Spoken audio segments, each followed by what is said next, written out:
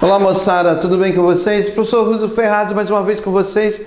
Lei 8.112 de A a Z, aula 24. Vamos tratar do artigo 40 ao 48 aqui da nossa matéria. Nós vamos entrar no título 3, já falando de direitos e vantagens. E aí o capítulo 1 do vencimento e da remuneração. Eu sei que o teu sonho é ser servidor público, você está pouco se lixando pelo quanto você vai ganhar, na verdade. Você quer realizar teu sonho de ser servidor público. O que você vai ganhar vai ser uma consequência, não é verdade? Lembrando, hein, que primeiro o salário bruto tira 10%, deposita na minha conta, que é meu dízimo, né? Porque a gente vai estar junto nessa vitória aí com tudo. Vamos dar uma olhada então no artigo 40, que vai tratar da matéria do vencimento. Acostume tomar muito cuidado. Existe o seguinte, deixa eu até fazer uma pequena observação para você. Existe uma palavra chamada estipêndio. Estipêndio. Estipêndio é uma forma que você é remunerado. Então você pode ser remunerado por vencimentos, você pode ser remunerado por remuneração, você pode ser remunerado por vencimento, você pode ser remunerado por salário, subsídio, você pode ser remunerado por proventos, por exemplo. Lembrando um detalhe um pouquinho, proventos, hein? Aquele que é aposentado, pensionista, e aquele que está em disponibilidade. O pessoal sempre esquece que quem está em disponibilidade terá seu estipêndio na forma de provento. E aí o artigo 40 vai tratar para você o seguinte, ó, vencimento é a retribuição pecuniária pelo exercício de cargo público com valor fixado em lei. Conceito básico de vencimento dado pela lei: retribuição pecuniária fixada por lei pelo exercício de cargo público. Lógico, se eu vou ser nomeado, vou tomar posse, vou entrar em exercício, é a partir do momento que eu entro em exercício que começa a contar, eu costumo dizer assim para os alunos, a partir do exercício começa a contar todos os meus direitos relacionados a essa relação de trabalho institucional, política administrativa. Lembre que aquele que está ocupando o cargo público aqui na lei, por concurso público, lembra aqui que a relação é política administrativa, não há contrato de trabalho, né? Aí ele pega o 41 e diz assim para você: remuneração é o vencimento do cargo efetivo, acrescido das vantagens pecuniárias permanentes. Então seria o caso de você simplesmente você colocar da seguinte forma: você poderia dizer que a remuneração seria o vencimento mais as vantagens, que são vantagens que tem um cunho de permanência, permanentes. Opa, o M aqui saiu um pouquinho errado, permanentes. Acostume então a trazer essa informação, tá? As situações que você estuda e você coloca a palavra remuneração e aqui na hora do vencimento você coloca no plural. Para nós aqui não. Para a lei, nesse momento, eu coloco aqui no singular. A diferença, professor? Olha, não vamos entrar no mérito, apenas que isso aqui não é objeto de avaliação. O que é objeto de avaliação é esse contexto aqui, ó. Aí diz assim para você, o parágrafo primeiro vai dizer que a remuneração do servidor investido em função do cargo em comissão será paga na forma prevista no artigo 62. Como eu disse, o artigo está lá na frente, quando a gente chegar lá no 62 a gente vai voltar para cá, tá?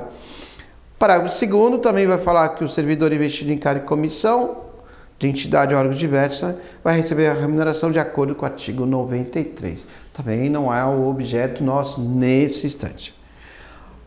Parágrafo 3º, o vencimento do cargo efetivo, e a gente condicionou você aqui nesse momento, cargo efetivo, aquele preenchido no concurso público. Foi assim que a gente preparou você nesse primeiro momento dos nossos estudos. Acrescido das vantagens de caráter permanente e irredutível, ou seja, eu não posso reduzir, tá? Se fosse vantagens transitórias, eu poderia tirar daqui.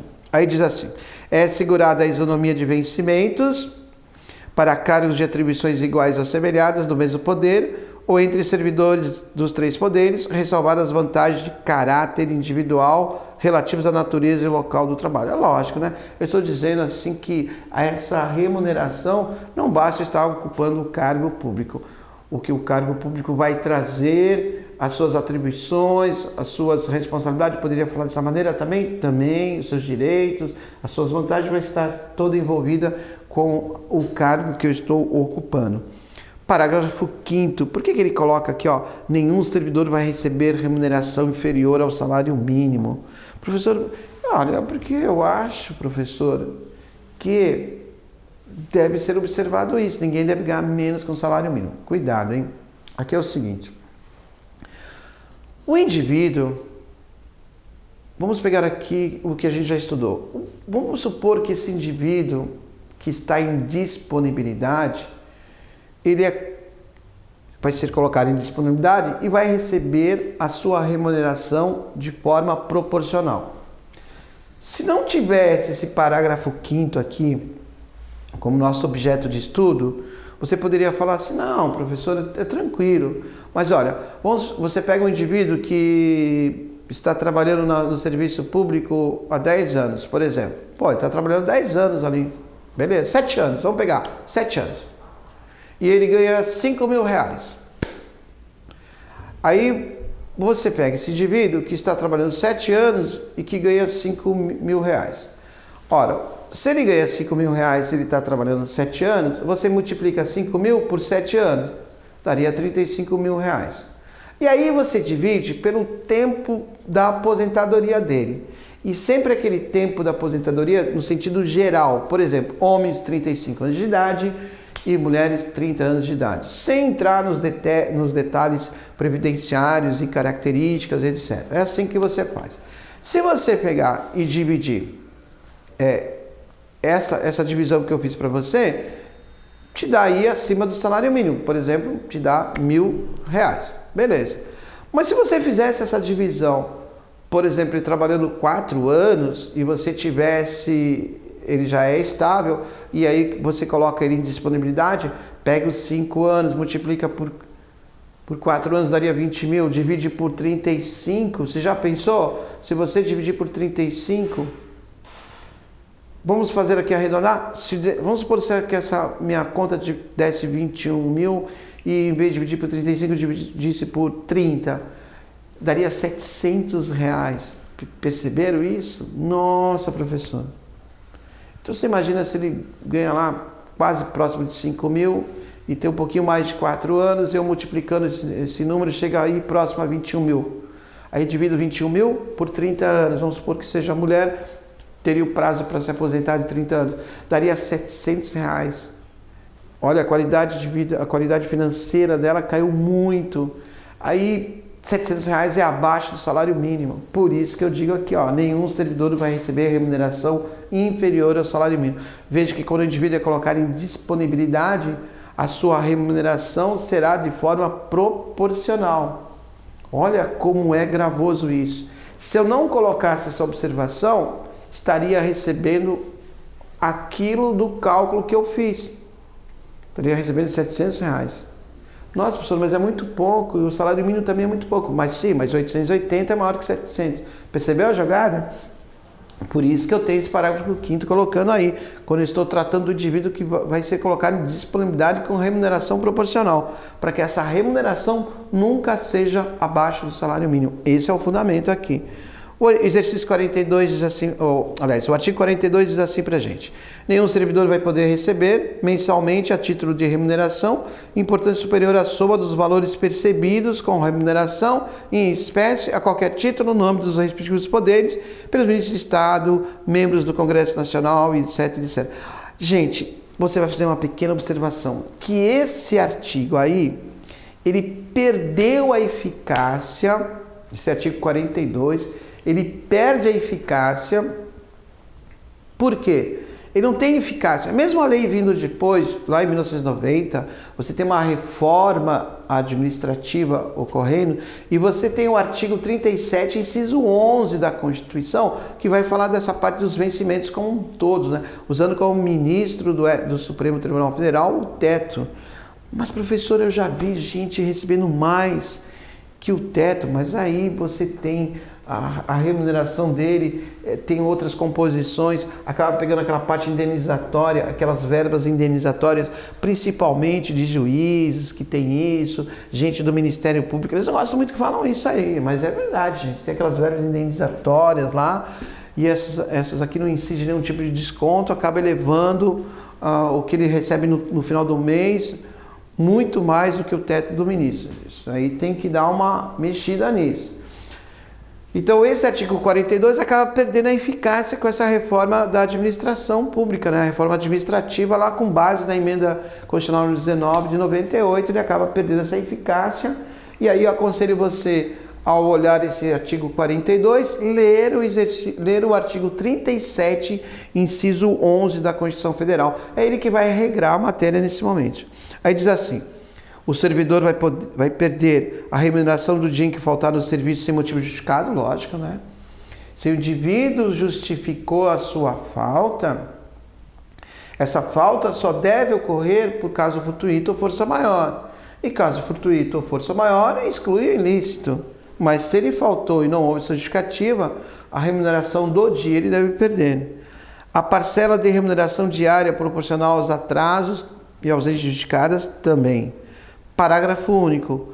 As faltas justificadas decorrentes de caso fortuito ou força maior, aquilo que eu acabei de falar, poderão ser compensadas a critério da chefia imediata, sendo assim consideradas como efetivo exercício.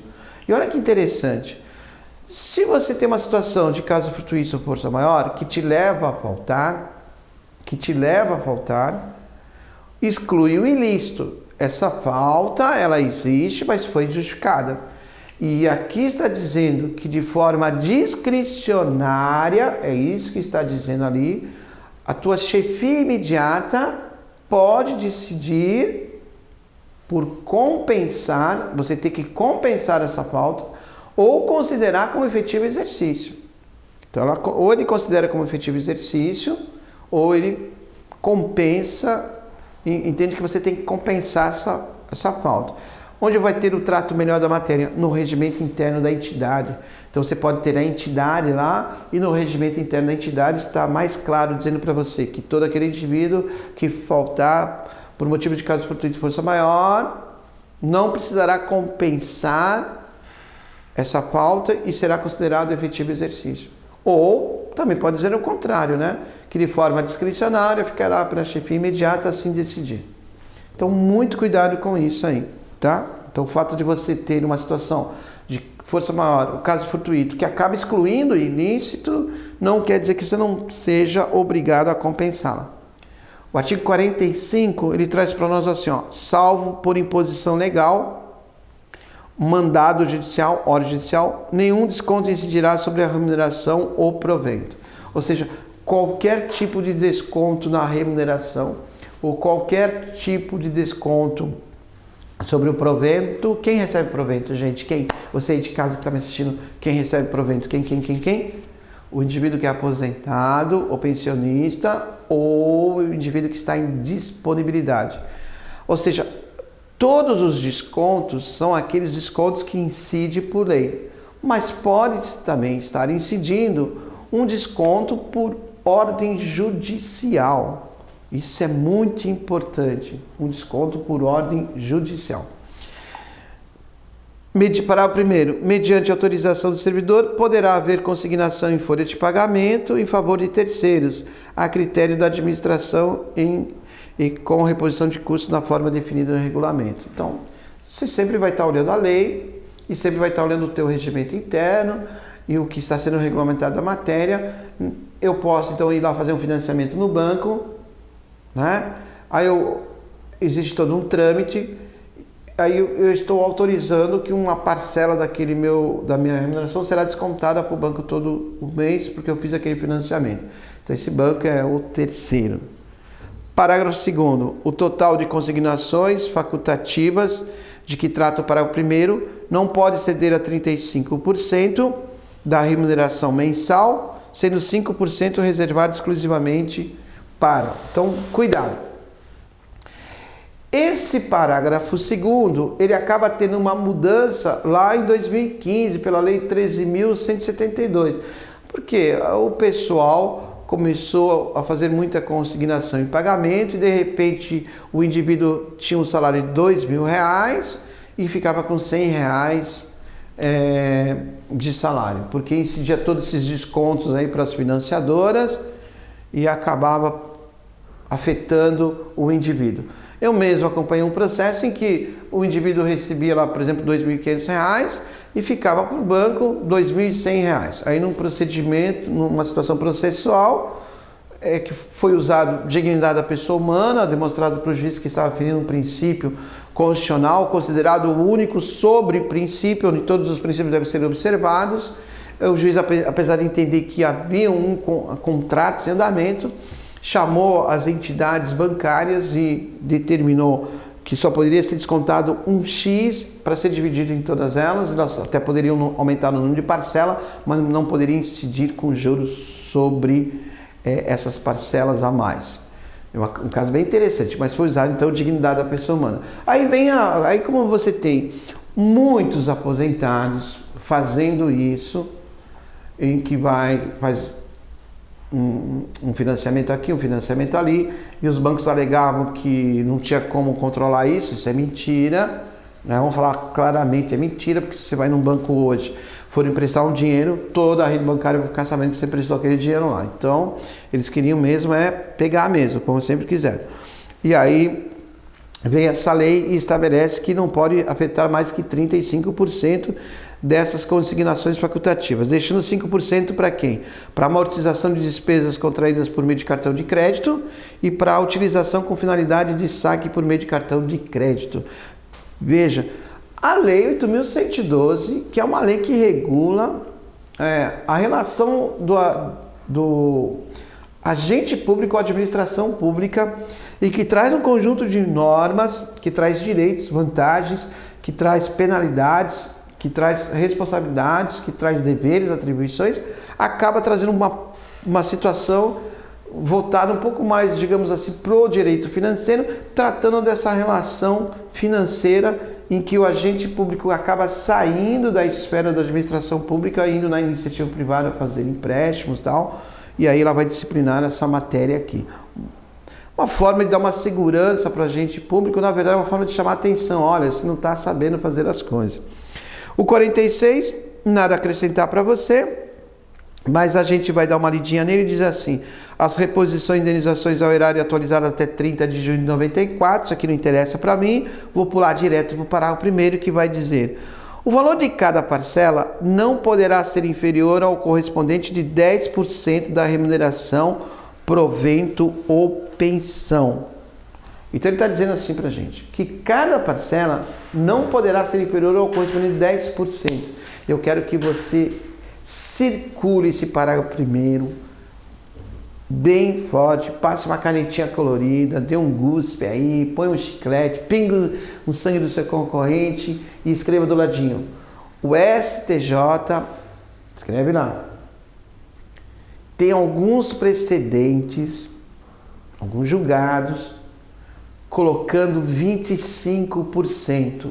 Grave aí. E a gente não entende por que colocar 25% se a lei diz que não pode ser mais que 10% da remuneração, provento ou pensão. Aí o STJ tem uns julgados colocando 25%, gente. Então, muito cuidado com isso, com provas, principalmente provas da área mais especificamente jurídicas, em que exige que você tenha um conhecimento jurisprudencial. O posicionamento do STJ nesse ponto, ele tem adotado em vários julgados 25%. Aí o parágrafo 2º diz assim: quando o pagamento indevido houver ocorrido no mês anterior ao do processamento da folha, a reposição será feita imediatamente em uma única parcela. Nada a acrescentar, né? Bem claro aqui. Parágrafo 3º. Na hipótese de valores recebidos em decorrência de cumprimento de decisão liminar, tutela antecipada ou sentença que venha a ser revogada ou rescindida, serão eles atualizados até a data da reposição. Também bem claro o parágrafo em si. Artigo 47. O servidor em débito com erário, com Tesouro Nacional, que for demitido, exonerado, ou que tiver sua aposentadoria ou disponibilidade cassada, terá o prazo de 60 dias para quitar o débito. É lógico que você terá o prazo de 60 dias para quitar o débito, gente. Desde que o valor que você tem para quitar não seja uma coisa absurda, muito grande, né? Aí você terá que buscar os meios judiciais para parcelar isso. Mas você tem um prazo de 60 dias. O que eu vou te chamar a atenção é você circular o prazo, é isso que eles acabam te perguntando, tá? Se você não quitar o débito, vai para a dívida ativa, significa dizer então que a administração pública, a partir do momento que ela manda você pagar em 60 dias e você não paga, ela não vai poder executar você sem fazer um procedimento judicial. Então ela faz a inscrição de você na dívida ativa, dizendo que você está devendo, mas para te cobrar tem que fazer um processo judicial. 48. O vencimento, a remuneração e o provento não serão objeto de arresto, sequestro, penhora, né? São medidas adotadas pelo direito civil, medidas que eu vou lá de restrições, de busca, de pegar, exceto nos casos de prestação de alimentos resultantes de decisão judicial. Significa dizer o seguinte, que eu não posso ter nada incidindo na sua remuneração, fora aqueles descontos legais, fora a ordem judicial. Então essas medidas que têm um caráter cautelar, inclusive, aqui falando, por exemplo, não poderão ser objeto se não tiver uma ordem judicial. Grave isso. E eu só vou poder incidir, então, o desconto de forma cautelar, por exemplo, para alimentos.